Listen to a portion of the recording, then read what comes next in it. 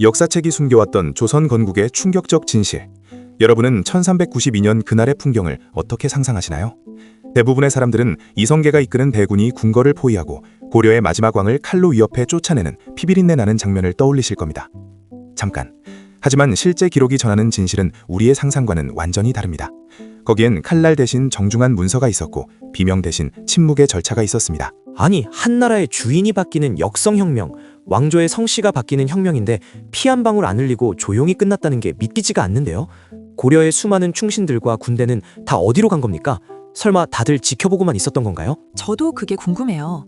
드라마나 영화를 보면 정몽주를 살해한 선주교 사건 같은 건 정말 잔인했잖아요. 그런데 정작 왕조가 바뀌는 건국 단일은 평화로웠다니. 이게 혹시 승리자가 꾸며낸 기록의 왜곡은 아닐까요? 예리한 지적이십니다. 하지만 조선의 건국은 단 하루 만에 일어난 쿠데타가 아니었습니다. 무려 4년에 걸친 치밀하고도 정교한 정치적 쇼에 가까웠죠. 오늘 우리는 그 4년의 설계도를 낱낱이 파헤쳐 볼 겁니다. 과연 이성계는 어떻게 고려라는 거대한 거목을 뿌리째 뽑지 않고도 자신의 정원에 옮겨 심을 수 있었을까요? 자, 첫 번째 의문입니다. 왜 이성계는 폐위가 아니라 선양, 왕위를 평화롭게 넘겨줌이라는 형식을 고집했을까요? 1388년 위화도 회군으로 실권을 잡은 이성계는 당장이라도 왕이 될 수 있었습니다. 하지만 그는 무려 4년을 기다렸습니다. 우왕을 폐하고 창왕을 세우고 다시 창왕을 폐하고 공양왕을 세우는 복잡한 과정을 거쳤죠. 그 과정에서 소위 말하는 폐가립진이라는 명분을 내세웠죠. 우왕과 창왕이 공민왕의 핏줄이 아니라 신돈의 자식이라는 주장이요. 그런데 사실 이건 이성계 세력이 만들어낸 명분일 가능성이 높지 않습니까? 정확합니다. 당시 신진 사대부들에게 가장 중요했던 것은 정당성이었습니다. 무력으로 빼앗으면 찬탈이 되지만 왕이 스스로 물러나며 자리를 넘겨주면 계승이 되거든요. 공양왕은 이성계에게 있어 일종의 합법적인 양도자 역할이 필요했던 겁니다. 이 기록을 주목해야 합니다. 1392년 7월 12일 공양왕은 대비의 전교를 통해 폐위되는데 기록에는 그가 나는 본래 왕이 되고 싶지 않았는데 억지로 세워졌다며 오히려 안도하는 듯한 모습으로 묘사됩니다. 세상에, 왕위를 뺏기는데 안도했다니요. 이건 정말 철저하게 계산된 연출이네요.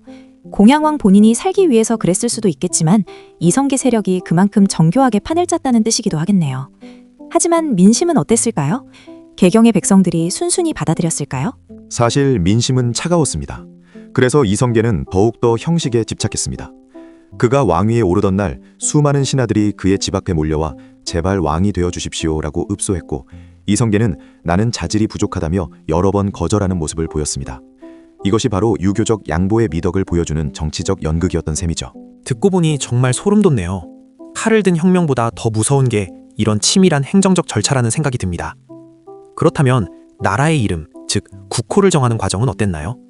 그냥 처음부터 조선이라고 정해져 있었던 건가요? 두 번째 챕터, 조선이라는 이름 뒤에 숨겨진 외교 전략입니다. 여러분, 조선이라는 이름 외에 강력한 후보가 하나 더 있었다는 사실을 아십니까? 바로 이성계의 고향 이름을 딴 화령이었습니다. 화령이요? 만약 그때 그 이름이 선택됐다면 우리는 지금 화령 시대를 배우고 있었겠네요. 왜 하필 조선이었을까요? 단순히 고조선을 계승한다는 의미였을까요? 거기엔 아주 고도의 외교적 계산이 깔려 있었습니다. 당시 조선은 신생국가였고 거대 제국인 명나라의 승인이 절실했습니다. 이성계는 명나라 태조 주원장에게 조선과 화령 두 가지 이름을 보내 선택해달라고 요청합니다. 그런데 말입니다. 주원장이 조선이라는 이름을 낙점한 이유가 흥미롭습니다. 조선은 옛날부터 아름다운 이름이었고 기자가 다스렸던 유서 깊은 이름이다라며 극찬했죠.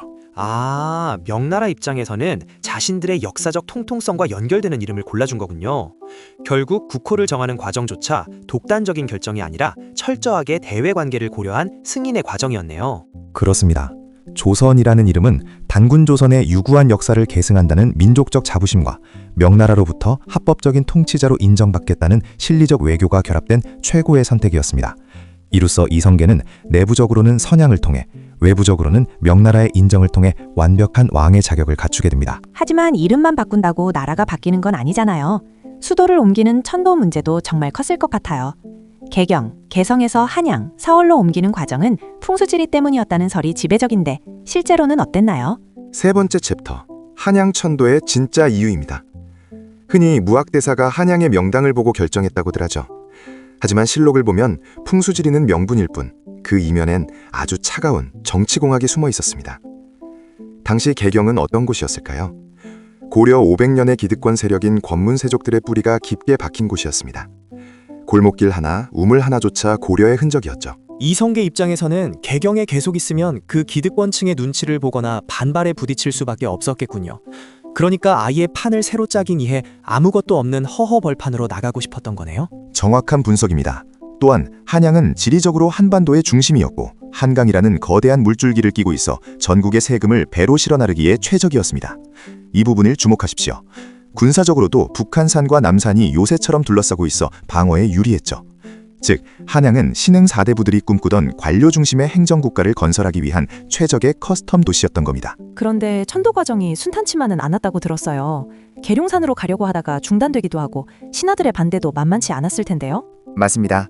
실제로 계룡산에 궁궐을 짓다가 운수가 다했다는 이유로 중단하기도 했죠. 하지만 이건 신하들의 반대를 잠재우기 위한 고도의 밀당이었습니다.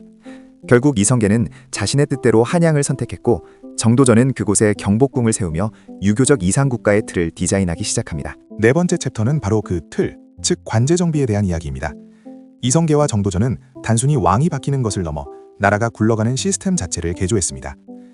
고려의 귀족 정치 체제를 폐지하고 의정부와 육조 중심의 중앙 집권 체제를 구축했죠. 의정부와 육조 체제라면 왕은 결정만 내리고 실제 실무는 전문적인 관료들이 맡는 시스템인가요? 지금의 내각제나 부처 시스템과 비슷해 보이는데요. 비슷합니다. 이것은 왕 한 명의 개인적 역량에 나라의 운명을 맡기는 것이 아니라 조직과 법에 의해 나라가 움직이도록 설계한 혁명이었습니다. 왕은 상징적인 권위를 갖고 정치는 똑똑한 재상들이 주도하는 재상 중심 정치를 꿈꿨던 거죠. 이것이 바로 조선이 500년이라는 긴 세월을 버틸 수 있었던 원동력이 되었습니다. 와, 1392년에 이미 그런 현대적인 거버넌스를 고민했다니 놀랍네요. 그런데 말입니다. 이렇게 시스템이 갖춰지는 동안 고려의 마지막 왕, 공양왕은 어떻게 되었나요?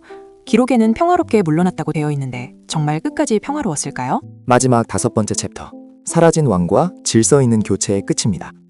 공양왕은 폐위된 후 공양군으로 강등되어 강원도로 유배를 갑니다. 그리고 2년 뒤 결국 조용히 죽음을 맞이하죠. 조선 왕조실록은 이 과정을 매우 담담하게 적고 있습니다. 대규모 숙청이나 화려한 최후 대신 아주 서서히 역사 속에서 지워지는 방식을 택한 겁니다. 오히려 그게 더 무섭게 느껴지네요. 차라리 전장에서 싸우다 죽었다면 영웅담이라도 남았을 텐데 서서히 잊혀지게 만드는 것. 이것도 이성계 세력의 전략이었겠죠. 그렇습니다. 분노한 고려의 유민들을 자극하지 않으면서도 자연스럽게 새 시대를 받아들이게 만드는 고도의 심리전이었습니다. 1392년의 건국은 단순히 무력의 승리가 아니었습니다. 그것은 법과 제도, 명분과 외교가 어우러진 완벽한 정치적 예술이었습니다. 오늘 이야기를 듣고 나니 조선 건국이 얼마나 치밀하게 준비된 프로젝트였는지 알 것 같아요. 피 한 방울 안 흘린 것처럼 보이지만 그 이면엔 수많은 머리싸움과 소리 없는 전장이 있었네요. 맞습니다. 이제 조선은 단순히 새 왕조가 아니라 유교라는 강력한 운영 원리를 가진 새로운 형태의 국가로 출발했습니다. 수도는 정해졌고 법은 세워졌으며 왕의 자리는 굳건해 보였습니다. 모든 것이 계획대로 완벽하게 흘러가는 듯했습니다. 하지만 잠깐, 이 평화로운 질서 이면에서 누구도 예상치 못한 거대한 균열이 시작되고 있었습니다. 이성계를 도와 조선을 설계했던 개국공신들과 이성계의 친아들들이 서로 다른 꿈을 꾸기 시작한 겁니다. 권력의 방향을 두고 벌어지는 이 잔혹한 눈치 싸움의 끝엔 무엇이 기다리고 있었을까요? 설마 그 유명한 왕자들의 난을 말씀하시는 건가요? 나라를 세우자마자 형제들끼리 칼을 겨누게 된다니 정말 역설적이네요. 조선 건국의 1등 공신이자 설계자였던 정도전, 그리고 그가 세운 나라를 지키고 싶었던 왕자 이방원. 이 두 거인이 충돌하는 순간 조선은 또 한 번 거대한 피바람에 휩싸이게 됩니다. 과연 이방원은 왜 자신의 스승과 같았던 정도전의 심장에 칼을 꽂아야만 했을까요? 조선의 아침을 연 지 불과 몇 년 만에 벌어진 이 비극적인 참극의 전말은 다음 에피소드에서 이어집니다. 왕이 되기 위해 아버지를 등지고 형제를 죽여야 했던 한 낭자의 처절한 선택. 그 피의 서막을 알린 제1차 왕자의 난의 진실이 곧 공개됩니다. 기대해 주십시오.